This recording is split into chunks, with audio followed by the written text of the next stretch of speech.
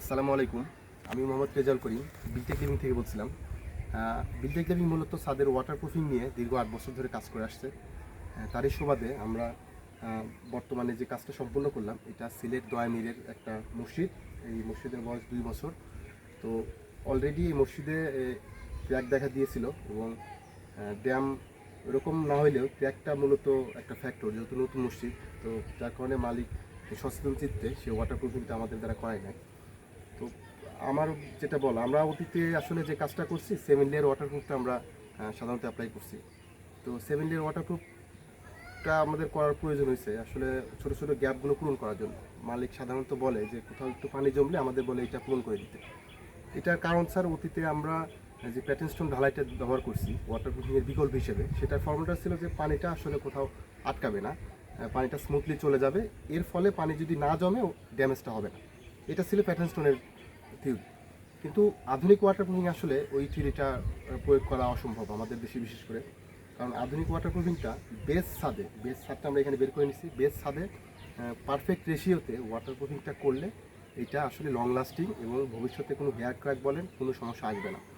তো দেখা যায় যে আমরা ওই 7 লেয়ারে ছোটো ছোটো গ্যাপ পূরণ করতে গেলে এই এক্সট্রা যে গ্যাপগুলো পূরণ করছি এগুলো আসলে ক্র্যাক হয়ে যায় সাধারণত।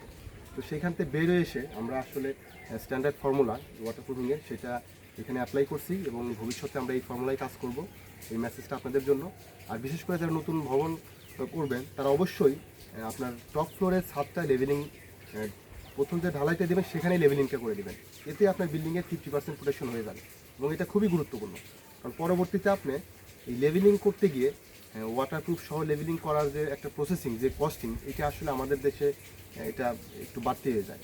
যার কারণে দেখা গেল যে আপনি দুইটাই চাইলেন, আর আমাদের মতো যারা কাজ করে তারা তো এটা আসলে ওই কম বাজেটে এটা করা সম্ভব হয় না। সেক্ষেত্রে আপনার কষ্টের টাকা আসলে ক্ষতিগ্রস্ত হচ্ছে। তো দেখেন, আমরা কাজের প্রতিটা স্টেপ শেয়ার করছি। তারপরে আরেকবার আপনারা দেখেন ওভারঅল কাজটা। আমরা এখানে পুরো লেয়ার সিস্টেম করে নিই, জাস্ট র প্রোডাক্টটাই ব্যবহার করছি। আমাদের আসলে ধারণা ছিল না, এই ছাদেও অনেক অমসৃণ ছিল।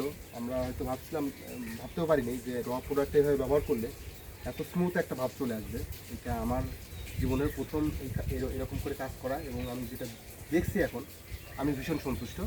ইনশাল্লাহ ভবিষ্যতে আমি এই কোনো 7 লেয়ার বা গ্যাপ পূরণের কাজ আমি করব না, এই কথা দিচ্ছি। সেক্ষেত্রে আমাদের কাজের কিছু চেঞ্জ আসবে।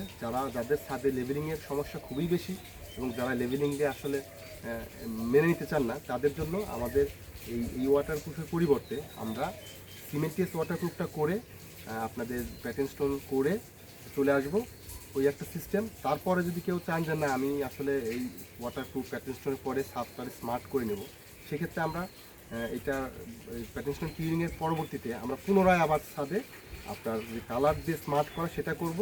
যদি প্যাটার্ন স্টোনের উপরে এই কালারটা আসলে 100% কিছু হবে কিনা এই গ্যারান্টিটার সুযোগ নাই, কিন্তু সিমেন্টিয়াস যে ওয়াটারপ্রুফটা আমরা নিচে করে দেবো সেটা ইনশাল্লাহ বিল্ডিংয়ে একটা দীর্ঘমেয়াদী, যেহেতু নিচে থাকছে এটা আসলে 20 থেকে 30 বছরের একটা লং লাস্টিং সাপোর্ট দেবে।